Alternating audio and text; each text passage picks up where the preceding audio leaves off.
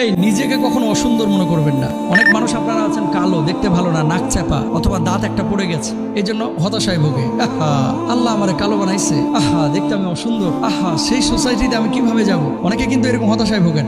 মনে রাখবেন, ইন্না আক্রামাকুম ইনদাল্লাহি আতকাকুম।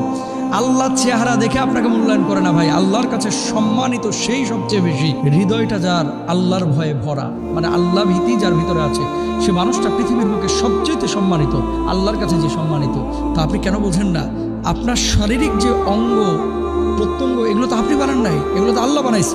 তো আল্লাহ যেভাবে বানাইছে, আপনি যদি এই চেহারাটা নিয়ে, এই কালার নিয়ে, এই আকৃতি নিয়ে হতাশায় থাকেন, তাহলে আল্লাহ কিন্তু আপনার উপর নারাজ হবে যে আমি ওরে এইভাবে বানিয়েছি, এইভাবে নির্বাচন করেছি, অথচ আমার সিদ্ধান্তে সে খুশি না।